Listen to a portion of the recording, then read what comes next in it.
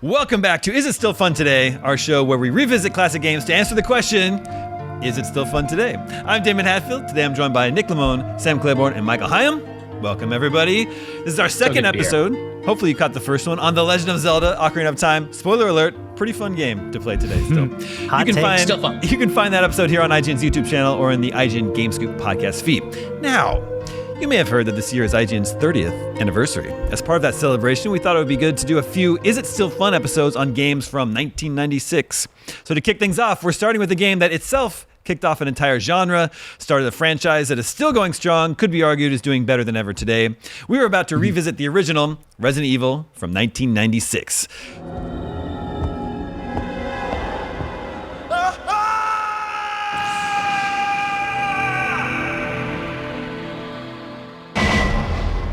Ages. I think the last time I genuinely played this game was near its launch window, and my cousin had it on his PlayStation, and I was much too young to play it. So the second that like FMV cutscene of the zombie, or it's the CG cutscene of the zombie turning around, I got way too scared and ran out of the room. I was like, no, I'm not doing this. I can't handle this. I got a weak constitution. I gotta go. But you know, I'm ready to face my fears. And Michael, you actually played this on your own earlier this year, right? I did. I was getting excited for RE9, aka Resident Evil Requiem, and I've been doing a whole playthrough of the series. Nice. I did start with the original. I played the remake though, but I think for this, I am going to play the original PS1, or find a way to play the original PS1 version. Also came to Saturn, so if you have a Saturn lying around, I super don't. I've got one out there. I will say, the one thing I'll say is that I think I'm getting to the age in which I am finding old games with clunky controls to be fun. So, okay. You know, that might be my answer as long already. as you know what you're getting into, the challenge comes from the controls, right? Yes. Oh, yeah, 1000%. Sam, it is known to Scoop Nation that you love Resident Evil. When did you last play the original? Yeah, so I weirdly probably a rental, but at my cousin's house. Like that's exactly what happened to me too.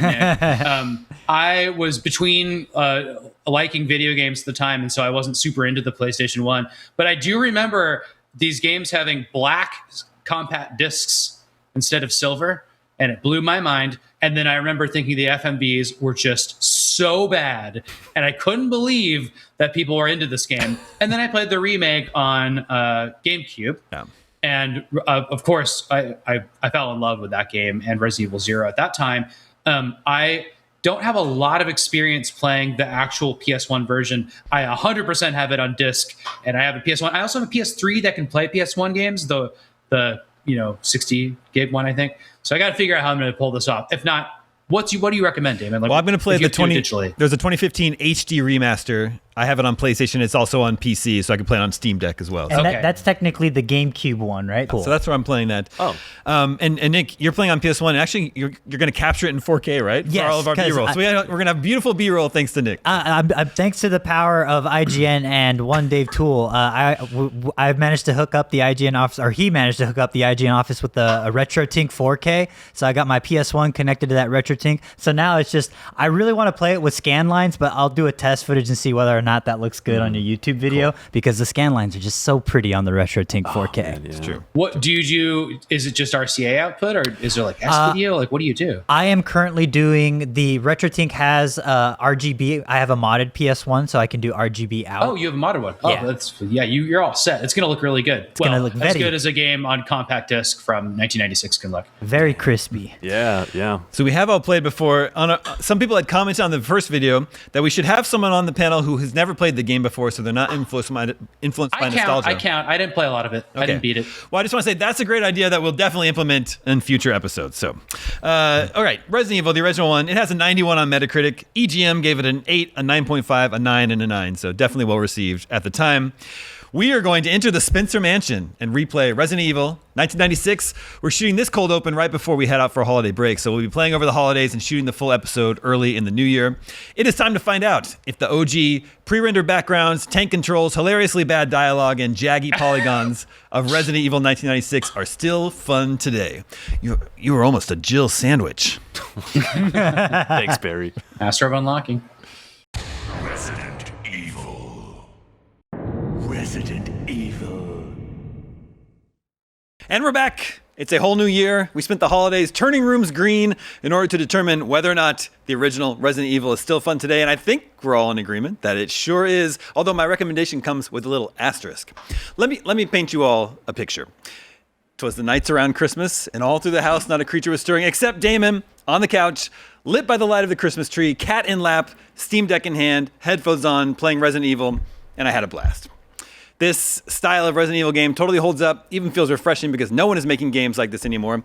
We'll dive into all the details, but my high-level takeaway is yes, still fun, especially if you played the old style of Resident Evil games back in the day. If you didn't, and all you know are the modern style games from RE4 onward, there are a couple big caveats that I would warn you about. But let's dig in.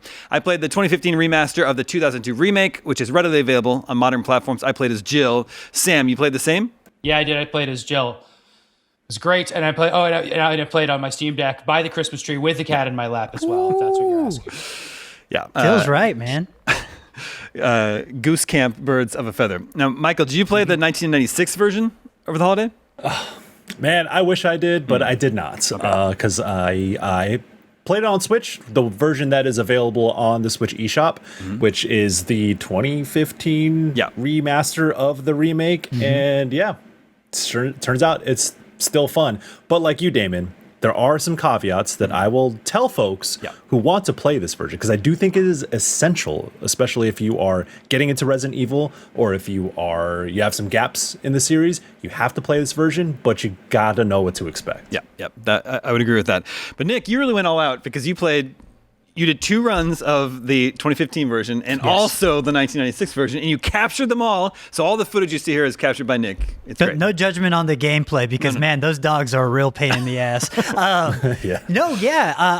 Resident Evil 1, as I talked about in the cold open, which was now, prior to Christmas, it was a big blind spot for me, and I was like, you know what? I'm Nick Lamone. I got to play all of these games just to see. Plus, I am Nick effing Lamone. Yeah, and I'm a big sucker for just that early polygon, like PlayStation style, and I think that a lot of people my age in general are really have nostalgia for. We see games like Crow Country that are evoking original Resident Evil, and I couldn't think of a better thing to just check out the one that started it all, and I had a blast. Granted, I did only play through Jill campaign on the 1996 version, but I played the original version of the game, no DualShock, no director's cut, just that one, and man, and then I did Chris, and then I did another Jill run, and then Chris in the 2015 remake on PC with the help of some lovely fans who did a beautiful job with the RE Stored mod that upscales all of the like pre-rendered backgrounds up to 4K, and so all the footage that you're looking at is in glorious 4K. Even the PlayStation 1, which I had connected to a RetroTink 4K, and its beautiful scan line. So enjoy all of the lo-fi beauty that you are going to see. But I love it. I wanted to mention that I did try to get this up and going. I have the director's cut, which we were just talking about, has the DualShock upgrades to it and a few other things. It's, of course, on the black CD-ROM disc for people that don't remember how cool PlayStation was for doing that. But I ended up playing the remade version, which I think has so many improvements. But I also, one other thing I wanted to mention about playing along with this game is that I used a strategy guide for large portions of it and spent that time updating our strategy guide. So if you're out there and you're playing this, I actually meticulously went through paragraph by paragraph and made sure that the writing and stuff and the puzzle solutions were up to snuff. And that was a lot of fun. So I had a fun time writing and playing. Dude, that's that brand synergy we're all about here at IGN. So people who watch this episode, you use the guide, and you're going to get a definitive 2026 experience. Yeah, and I do think it was helpful. But Damon does have one tip for playing this game, which he already mentioned. What is that, Damon? Turn the rooms green. If you are turning the rooms green, you're playing Resident Evil, man. So, okay, a hot take here. I never once considered doing that, playing Resident Evil, because I'm just like, yeah, I got the item I think I need. Let's get out of here and go. Like, I'm not trying to spend more. It's too creepy, man. I'm not trying to spend more time in these rooms. It's funny because that the way when you play it that way, it adds a different type of fear to the game. Because what you're doing by doing that is making sure you get every single plant and ammo when you don't have any inventory room ever. So that's already difficult, right? So you're juggling that. And then also, while you're doing that, you probably expend some of that very plant juice and ammo, plant powder, I don't know what it is, and just getting everything. So it comes out a wash. You're like, I'm gonna make sure I have all the ammo so I don't run out. And then it's like you spent all this time backtracking, and what happens? Bunch of dogs come through a bunch of windows, and you're boned. Dude, those dogs, I swear, they're in Devil May Cry, and I'm just in a Resident Evil 1 game. Those dogs are so fast, and basically every death I had in the game was because of the dogs, in both the original and the remake. One dog is gonna bite you. If the math is there's one or more dogs in a room, one of them is gonna bite you. It's just gonna happen. You can aim your gun downwards up into a corner. It doesn't matter. It's gonna hit the dog after it bites you.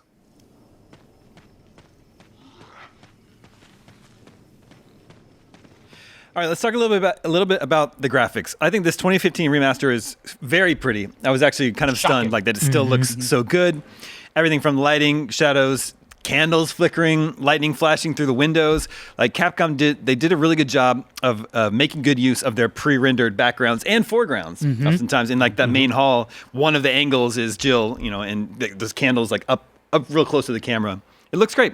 I couldn't believe how good this looks. It's like the cinematography, right? They've just like, oh, wait, movies have come out. We know movies. Let's do that. And there's just so many like things that stand out to me. There's like beautiful shots where the second time you fight the yawn snake boss, there's a part where you're entering the hallway and the camera is just outside the window of the mansion. And so the window is in the foreground with Jill in the background. It's just like, this is just so beautiful. Or when you're walking through the graveyard, they just take so many interesting angles. And honestly, I know that people have their gripes about the tank controls combined with the fixed camera angles, but I think that it's a beautiful blend of tension and art direction where this angle switch combined with the tank controls is the tension when you are trying to fight an enemy. And the fact that you sure hide zombies in every single corner when you have 5 camera angles to a dang room. And that's the best part, because you know a zombie's coming towards you, so you do the thing that every horror protagonist does,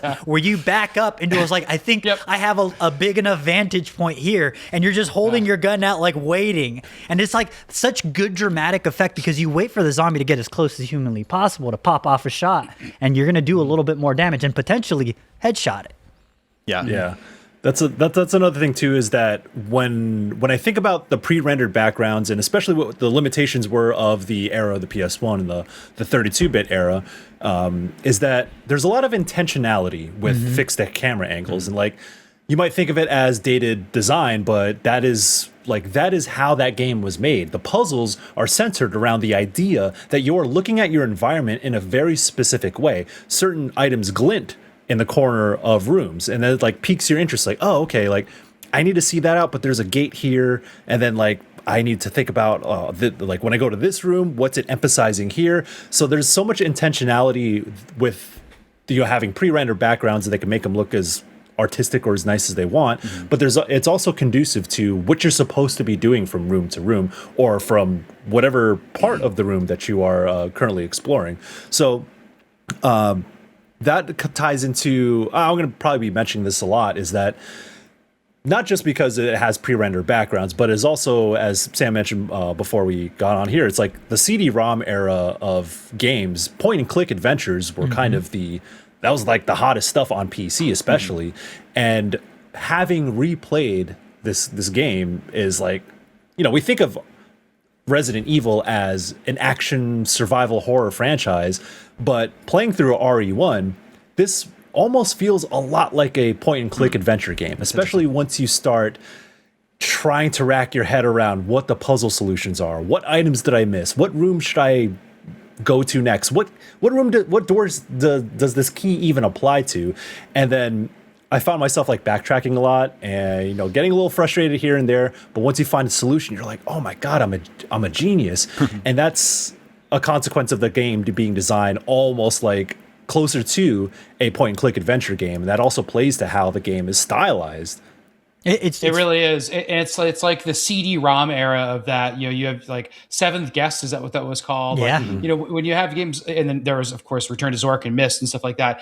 These games, you have an inventory that you fill with like pieces of a crank, and then you combine them and then you use them. That's the entire gameplay of those games. This adds some basic, shooting and running around and avoiding things and action elements to it. That's the innovation, right? Like the rest of it is really drawing from those kind of those point and click from the what's it called, Scum Engine, Lucas Arts games, taken into the 3D era. And I wanted to mention one thing about the graphics. I think that we already talked about camera angles. Like they can get bad, right? Like they're not good all the time. Oh yeah, for sure. You go down a hallway, then you go back down that hallway. You go down it, go back down it over and over again because you're trying to find which way is forward in the hallway. And then there's also a contrast issue that's just kind of, even in the HD remake or whatever, the drawings, they don't show where like a staircase down is very well, or where a door is very well. That's why I end up using the map so much, right? Is because like that really tells you. But until you have a map, it's really hard because there's just kind of this muddy single camera perspective. And it doesn't work for me all the time, but it's pretty funny. And then one last thing about the graphics, the doors opening is ridiculous. Well, and it's not necessary anymore. And it's very funny that you have to go back and forth through doors. I was going to say that I like that because there's a loading screen in between every room, and they show the door. And I appreciate that every door is bespoke. It's the door you're opening. Dude, the stairs are bespoke. Even if it's an elevator, you see the exact thing that you've traveled through. I appreciate that. If you go outside, the doors are metal. I really like the doors. I love the remakes, don't get me wrong, but I do lament the door transition because I think it's such a great way of building dread. Like, what am I about to see next kind of thing? They're in the remake and you can't skip them. I know that's what that I would recommend. In the RE2 remakes and stuff like that is what I mean. Yeah. But real quick, I want to go back. You see it's a skip button. Like, you don't need to load the room. That's a little silly to me. I want to go back a little bit to what you guys were talking about with the point and click adventure, because 100% it reminds me of very like evocative of the King's Quest era of like Sierra point and click stuff. But I'm doing a little bit of research. I read the book Itchy Tasty, which is kind of a recounting of the development of all the RE games, along with I checked out the Sphere Hunters channel on YouTube, which she's fantastic. Hey. She does a lot of like long form survival horror video essays, and she's fantastic. And then I did some of my own independent research, and one thing that stood out to me is that for the original 1996 Resident Evil, it was created by a man named Tokuro Fujiwara, who is the director of Sweet Home, which was a Famicom survival horror RPG, so turn-based Final Fantasy a horror game. Yeah. But he went on to he wanted to remake Sweet Home on the PlayStation 1 as a first-person shooter. So RE1 was originally going to be a first-person experience, but then he ended up like they lost the Sweet Home rights and they handed it over the reins to Shinji Mikami, his prodigy, and he was like, "Oh, this dude's a scaredy cat, so I want him to make a scary game," and thus he did that. And also for the scoopers out there, Tokuro Fujiwara was the director on Bionic Commando. Oh my gosh. Ghouls and Ghosts. Oh my gosh. Wow. So it's all coming from good pedigree. And if I may go on one super quick tangent, because I'm never going to be able to do this in my entire life, Sweet Home is a video game adaptation of a movie in Japan that was produced and directed by two of my favorite Japanese filmmakers. It was directed by Kiyoshi Kurosawa, who's done a modern masterpiece called Cure, and it was produced by Juzo Itami, who's made one of my all-time favorite Japanese films called Tampopo. So it's really fun to trace all of this pedigree back and be like, man, they had some really cool people working on over at Capcom on all this stuff.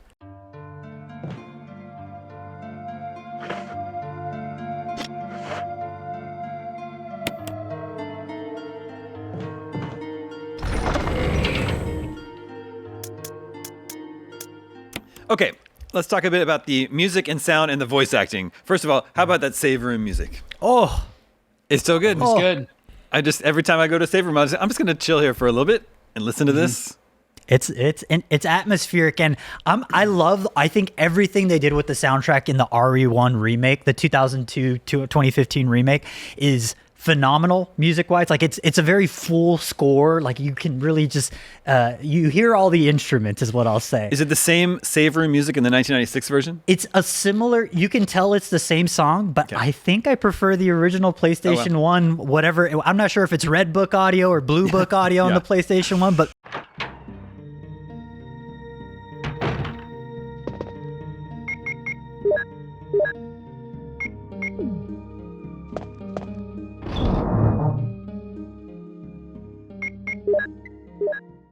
I think it's especially for like all the lo-fi kids out there, that combined with the early polygons and Jill's very cute idle animation in the original game, it just all comes together to be like, yeah, I want this to be like a splash screen. Lo-fi beats to hunt zombies to or something.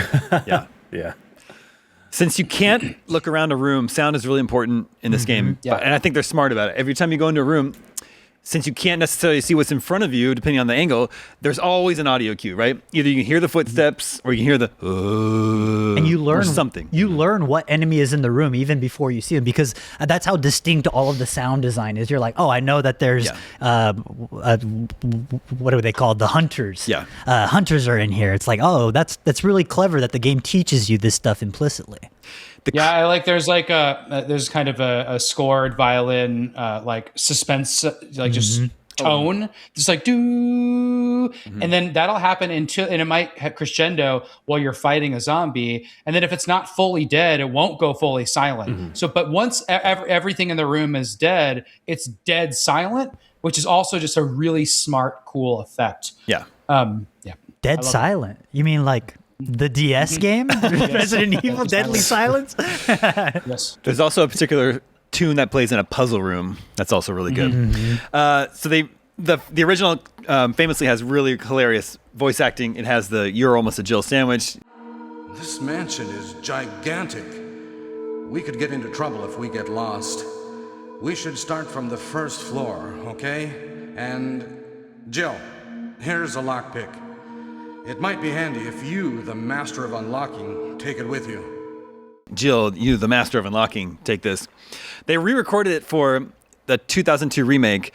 So obviously they were a little bit embarrassed by the clunkiness of it, but it's still terrible, right? Like I think three quarters of the performances are pretty good. I think near the end, once you get into the laboratory, I'm like, okay, something happened here. They're like, does get we worse. got to get this game out on Tuesday. Hurry it up, does get everybody." worse. And like the very end, like the finale, when you're like at the rush or away from the tyrant, and it's you and Barry and Chris, it just gets laughably bad. I do. I mean, the Kenneth part is really embarrassing. He's like whining the whole time and sniffling, and then you heal him, and he just like lies on the floor. He's like, It's like, bro, I thought you were special forces. What's going on? I read in the manual that you got fired from the military because you were too badass, and here we are sniffling on the floor. There's a hilarious moment with Barry, like halfway through, when he's like, "Oh, this mansion's starting to get to me. I'm gonna step outside for some air." It's like, what? It's like, no, don't do that. You Barry. ran into the mansion because you're being torn apart by dogs outside. Also, like Dogs are. you're like trapped in this nightmare mansion trying to find a way out. I'm gonna step outside and get some air. The big difference between there's a lot of like drastic differences, but my favorite is when you open the front door in the original game that you come in through at the start of the mansion, like at the very beginning of the game. In the original, you just get a cutscene of CG dogs trying to jump at you. But if you open the door in the remake, the dogs enter the foyer, and you now have to deal with like 3 dogs at once, and it's like, oh Jesus! That's so smart. So good. Jill. Barry, I heard someone talking. Oh, you heard. I think age is starting to take its toll. Talking to myself is becoming a bad habit. Talking to yourself? You all right? What's gotten into you? I'm getting you worried, aren't I? But don't, I'm all right. I guess this creepy mansion has gotten to my nerves. Anyway, I think I'll go outside, get some fresh air for a change.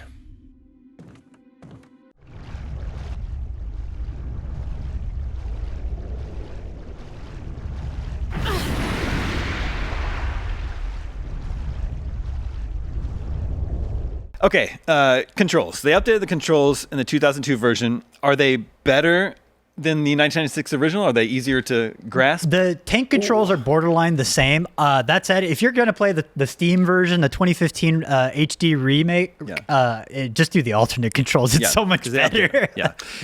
Okay, go ahead, Michael. I was going to ask if this was one of your nitpicks. I think if you're coming into this from a modern sense, yes, I think it'll make a lot more sense to use the modernized controls. But there's kind of going back to like when we talk about fixed camera angles and intentionality. Yeah, tank controls. Listen, they will take maybe an hour to get used to. It takes some work. I know. Explain what tank controls mean to people. So tank that's controls, not a term we just throw around. Absolutely. So if you regardless of where the camera is, pressing forward or up on the D-pad will move your character forward whichever direction they're looking, and then you change the direction with left and right, and then you press up to move forward regardless. Yeah. So instead of using a joystick to move left, right, up, down, whichever direction you want, and the character will respond to the according direction. So the sense is that you need to like shift the character to the direction you want to go and then press up, which sounds extremely inconvenient. But hear me out. The way the original Resident Evils were built with the camera angles, the fixed camera angles, and the way enemies pop up at certain points, and the way you navigate certain rooms, pressing up to just go straight forward regardless of where the camera is going to shift is... I almost want to say it's my preferred way to play the game, although it does take some getting used to. And maybe also because I'm so speedrun pilled with the Resident Evil games, but like speedrunning, the speedrun community always uses tank controls when you play these games. But it is also, once you get used to it, it is easier to navigate. Like I found it easier to navigate boss fights because in rooms where the camera is changing a lot and you have to be quick on your feet and like you want to like dart to certain points in the room, and you like sometimes you might stumble like, oh, the camera's going to change this way, so then you need to like, instead of pressing up, you got to press left to keep moving forward. It's little things like that where I think it does matter if you want to have like that true experience of Resident Evil when you think about intentionality with how the game is designed. Again, I'm not saying like, oh, if you play with modernized controls, you're playing it wrong. It's like, no.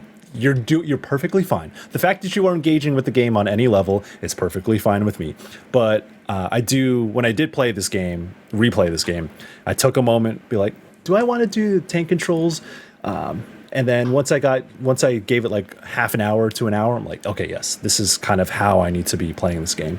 So that is something that I would at least encourage. Try it out, yeah.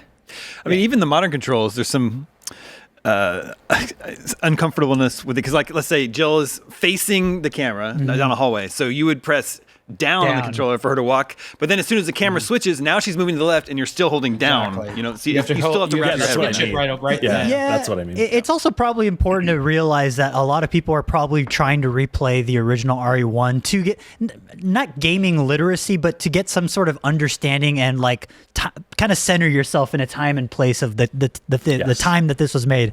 And probably not a lot of people are going to be a weirdo like me and play all of the games back to back. So I think there was that moment of revelation. I was like, whoa, it didn't have to always be like this kind of thing. But no, yeah. The only reason they're playing it is to know what happened in Raccoon City. Dude, and get the what real happened story. what the heck happened in that Spencer mansion? Captain Wesker, where's Chris? Stop it! Don't open that door! But Chris is... What is it? Maybe it's Chris. Now, Jill, can you go? I'm going with you. Chris is our old partner, you know.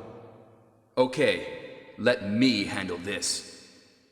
No, I think the one thing that will trip up people returning to this game is not the directional controls. It is the aiming of the gun. I was going to ask about that too.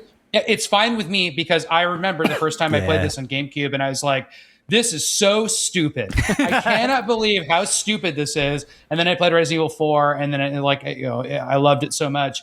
And now I go back to, I'm like, I understand, like, this is a product of its time. But like, you don't expect to aim in this game. The most aiming you're going to do is like kind of being stuck in a corner and like either pressing up or down while you just shoot a wildly wrong direction and the thing reacts to it anyway. It's more like an adventure game where you're just clicking to shoot. Yeah, you're just clicking to shoot. It's a very generous auto aim, right? So even if you're if you're the zombie, if I'm gonna hit you if I'm shooting like this, right? And there is something satisfying too because of the auto aim in the remake, where when you wait for a zombie to get really close and you have a shotgun and you aim up, you're gonna 9 times out of 10 shoot their head off, and it is so satisfying.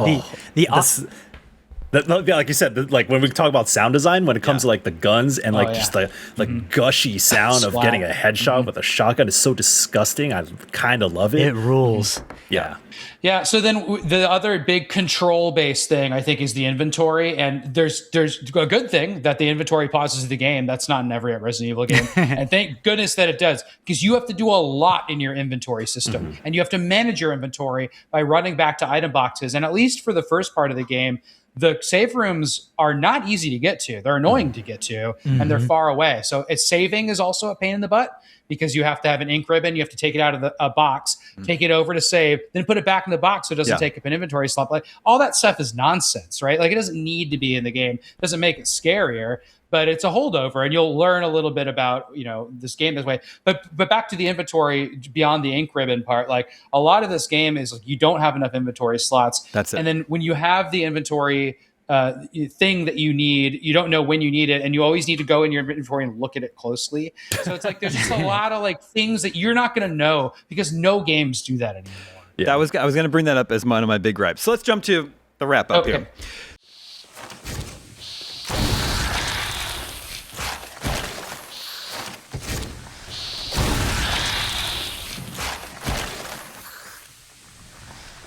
So this is a Metroidvania, right?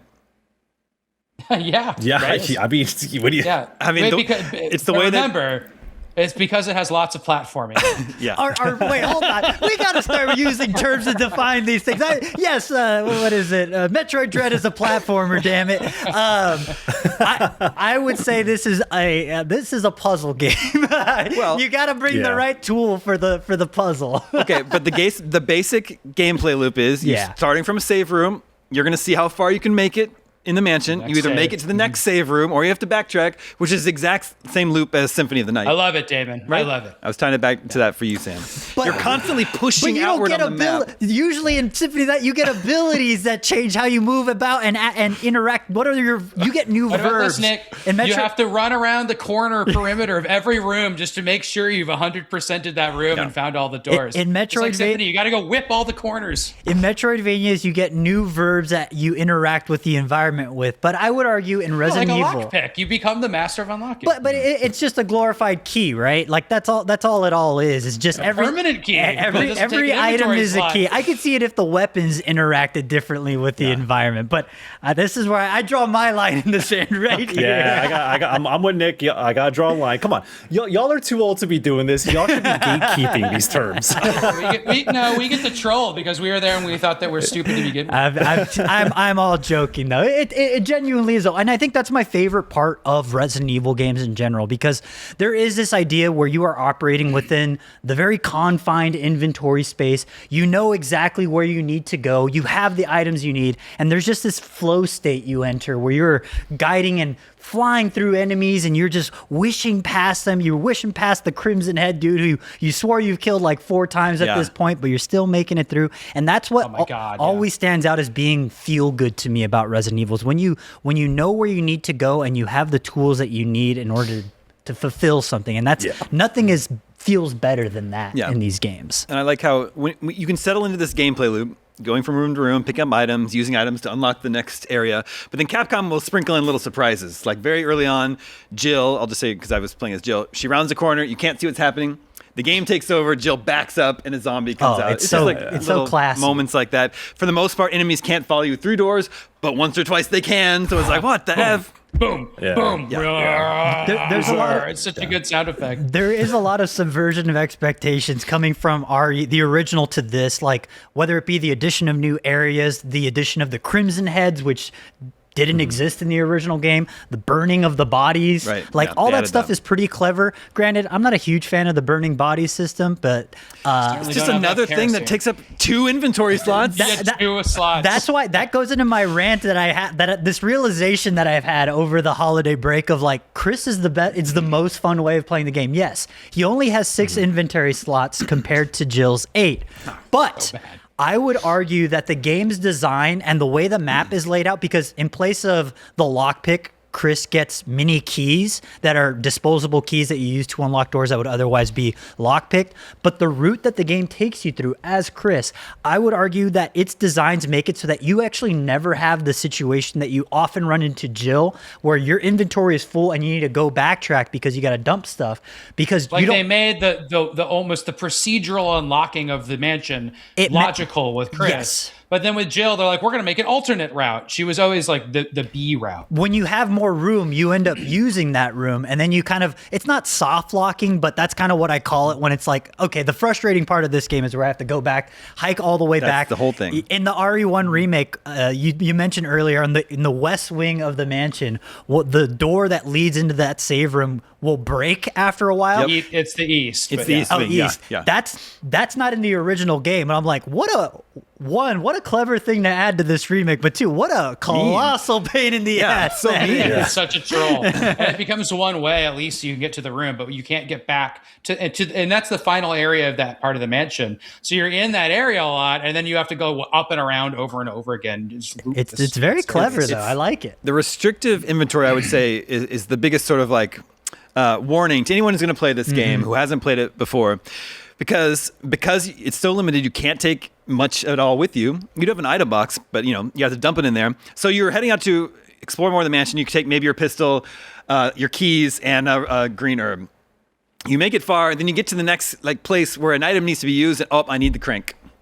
And there's no way of knowing what you're going to need. Yeah. So that you end up either backtracking or just loading your save, right? I want to. There's no way, and this is all joking, Sam, but I would love a modified guide where it's just like, don't tell me what to do per se, but just tell me what at every point in the game, just tell me what items I need to have in my inventory, and then I'll figure out the rest. I definitely did that as part of the chapter heads, or as like before you leave the save room, you need to take this. But you could just do that; it would make the game a lot more fun. My big recommendation is I think it is fun to use a guide for this game, but my biggest recommendation is play another Resident Evil first. Don't start with this. And I used to always say play 4 first, even though it was the most different. But now you can play 2 or 3 remake.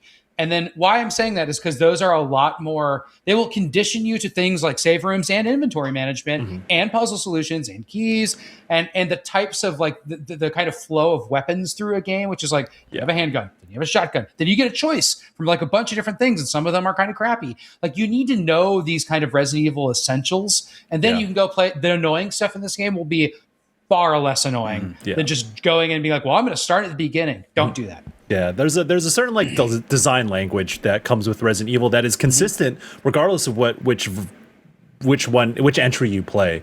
There's some things are consistent. So when you work backwards, and when I came back to the original Resident Evil, I'm like, okay, like there are certain things that just haven't changed, and like I like that there is a consistency that you see a lot in RE7 and Resident Evil Village, and I from the little I played of Resident Evil Requiem, still consistent to this day. And I love that, as much as Resident Evil changed, I had a dark time with 5 and 6, I would say. That is, it kind of like it gained it remembered what it was about. And so if you go back to RE1, you're like, oh, this is the origins of it. Yeah, it's frustrating that's in what parts. makes it so fun. Yeah, but like I think it's important, and as I get older, I've valued the friction that came with older games. Yeah, like and I wouldn't say the inventory stuff makes the game what it is. Like that stuff is very frustrating, and I don't say like, oh, like you should play this game the way it is intended and you're supposed to like it. It's like, no, I did not like that stuff when I replayed this game, but it's important to engage with it to know what that game was at the time and how far it has come around. And like part of it is like, hey, you get a better appreciation of where games were and where they are now. So as frustrating as that stuff might be, it's like, gotta eat your vegetables. And and when you ask, is this game still fun? Like I think the game itself is still fun, but I also think that in the process of playing the game, it is also fun to know what it's like when games came out at the time, and it's a kind of a relic of the past that has been modernized in some sense. But I think that is also fun to look back and be like, oh, this is a series that I really like. That's where it was, and now I have that institutional knowledge. Now I have that design language as a series continues, because again, this is a series that's going on to this day, 20 years at this point, still going strong. I eat a lot of vegetables in my games. I love going back and playing crappy old games. Yeah. I know Damon does this a lot too. He'll roll the dice on like an old, system and try to play something you never played and just suffer through it a little bit. That I love doing that. This game is a lot more fun. It is the ketchup of vegetables, as Ronald Reagan. Yeah, sure. put it. Yeah. It is 100% like just a down and out, great fun experience. I will recommend it to anybody, and I will not recommend Chubby Cherub to anybody. The NES game is a very unfortunate side scroller. Yeah. 2 observations before we wrap things up. I think the actual scariest part of the game is the sharks. Something about 100%. being like waist-high Nick was water. just saying that too. Waist-high water with a giant shark chasing me. Both the 96 version and this one filled me with such dread of like, it's the Subnautica thing, right? When I'm in a body of water, I move slower and I know something's after me. And it's just that, again, I was terrified of sharks as a kid. So it's just, it just evokes this like primal fear in me that I truly cannot explain. But the sharks are really good looking in the remake. Yeah, they're good. And it's cool. And that one explodes real good too. I love how you run through the water and then you go up the stairs and then you're in the sort of control room and you go down and then there's like a porthole and you can see the sharks swimming around in there. It looks so cool. The one and then when you try to do your stuff, they start ramming the glass when you're in that room, and it's really good. It's a great moment in the game.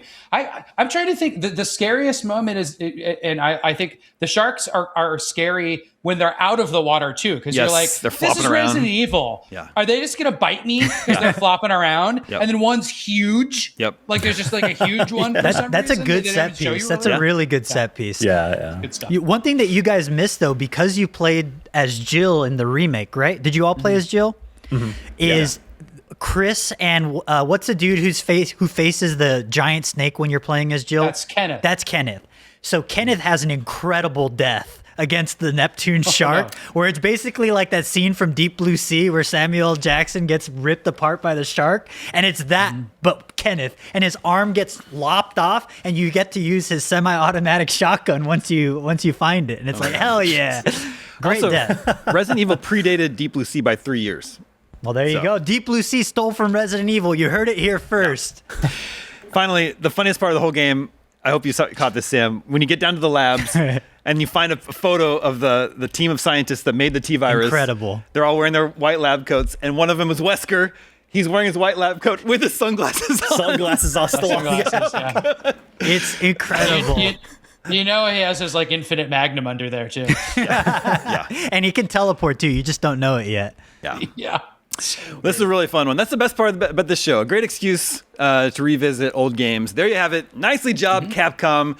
The original Resident Evil is still fun today, especially if you played it back in the day. If you've never played the pre-rendered Resident Evils, just know the controls might take some getting used to and expect to do a certain amount of backtracking if you're not sure what items you'll need next. But Sam did just update the IGN guide. So thanks for watching. We have more Is It Still Fun Today episodes planned. More games from 1996 in celebration of IGN's 30th, and also games from other years as well. I will not rest until we know whether or not every game is still fun to play. Thank you, Nick. Thank you, Sam. Thank you, Michael. Thank you to Tayo, working behind the scenes to make this episode possible. My name is Damon, and we'll see you on the next one. Jill, you did a fine job.